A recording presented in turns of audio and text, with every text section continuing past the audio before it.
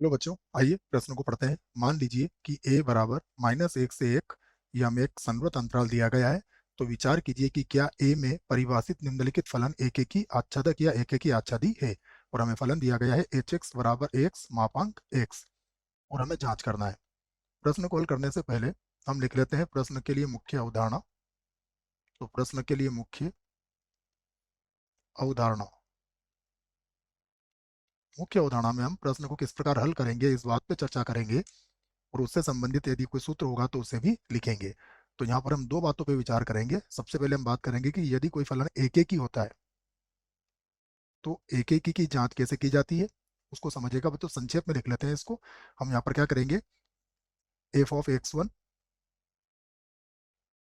बराबर F of x2। x1 x2 क्या होते हैं बच्चों, इसके प्रांत के कोई दो अवयव लेते हैं हम।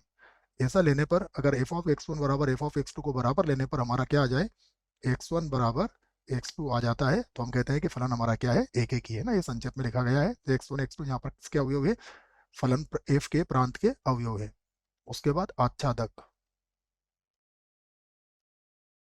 आच्छादक आच्छादक की अगर बात करें तो आच्छादक में हमें क्या चाहिए, आच्छादक में हमें चाहिए f का सहप्रांत। f का सहप्रांत किसके बराबर होना चाहिए, f का परिसर के, f का परिसर। तो ये दोनों बातें याद रखना है आपको। आइए अब हम इसको यहाँ से हल करते हैं प्रश्न को। तो सबसे पहले हमें समुच्चय दिया गया है a। तो a बराबर, ये संवृत अंतराल है, -1,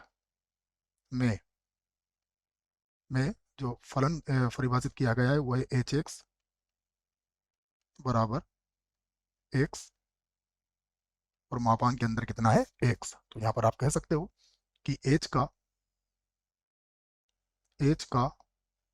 जो प्रांत होगा बच्चों, h का प्रांत क्या होगा, -1, बड़े कोष्टक में। उसके बाद h का सहप्रांत, h का सहप्रांत। तो देखो h का सहप्रांत क्या होगा, सहप्रांत भी वही होगा, -1 से 1। अब हम सबसे पहले क्या करते हैं, इसके एक एक की जांच करते हैं। तो मैं लिख लेता हूँ एक एक की जांच, एक एक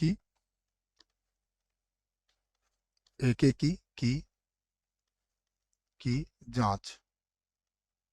तो जब एक एक की जांच करेंगे तो देखिए यहाँ पर हम क्या करेंगे कि x1 और x2 ये किसके अवयव ले लेंगे हम, इसके प्रांत के, -1, ठीक है। और इसमें देखेंगे कि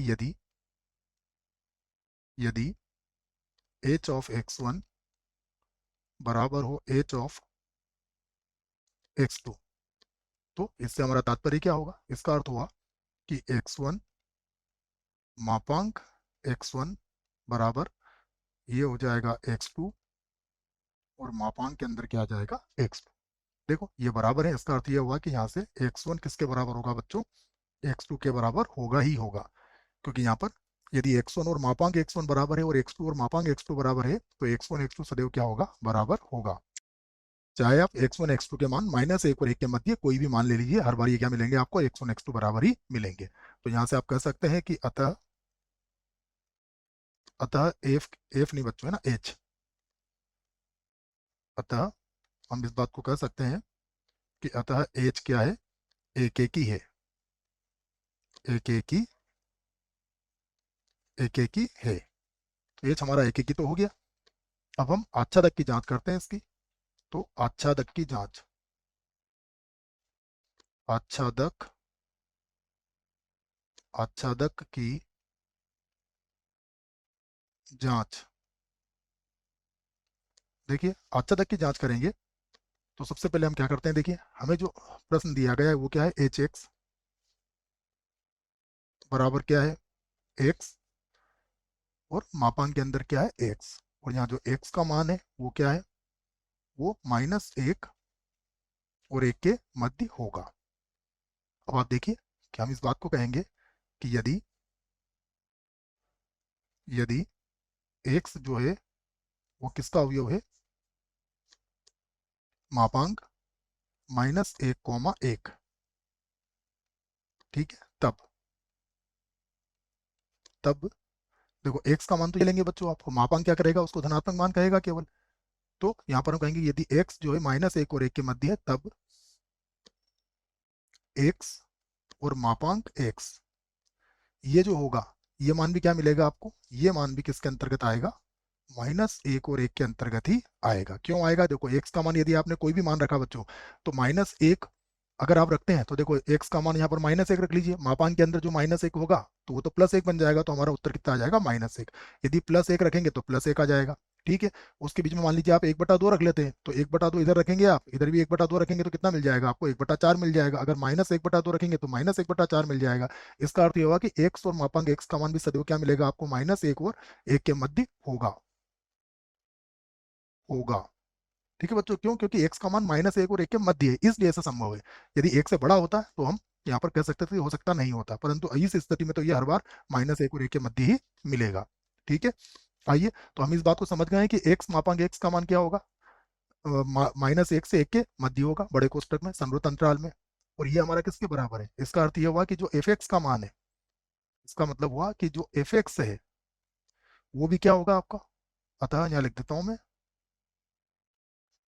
अतः f(x) का जो मान होगा वो भी -1 से बड़ा या बराबर, या फिर 1 से छोटा या उसके बराबर होगा, बराबर होगा। तो इस आधार पर हम क्या कह सकते हैं, इस आधार पर हम कह सकते हैं कि f(x) का परिसर परिसर f(x) का परिसर क्या आया, परिसर आ गया -1 से 1, और ये किसके बराबर आ गया, ये हो गया हमारे पास f, गलत लिख रहा हूँ बच्चों में, ये सब बात एच की है, ये f ज़्यादा प्रयोग में आता है इसलिए लिख दिया है, ठीक है। तो ये गलती हो गई है, इसको मैं एच लिख देता हूँ, यहाँ पर भी क्या होगा, h(x), तो परिसर हो जाएगा। और ये किसके बराबर है, ये है h(x) का सहप्रांत, सह प्रांत। तो देखिए दोनों बराबर आ गए, इसका अर्थ क्या हुआ, इसका अर्थ हुआ कि अतः h(x) क्या है, आच्छादक है, आच्छादक, आच्छादक है। तो आच्छादक भी हो गया, और हम इसलिए कह सकते हैं कि ये एकेकी और आच्छादक भी है। और इसलिए इसलिए h(x) एकेकी, एकेकी, आच्छादी, आच्छादी भी है। तो ये सभी है बच्चों, एक एक ही भी है, आच्छादक भी है और एक एक ही आच्छादक भी है। और यही हमारे प्रश्न का क्या है, उत्तर है। आशा करता हूं बच्चों प्रश्न का उत्तर अच्छे से समझ में आया होगा। धन्यवाद।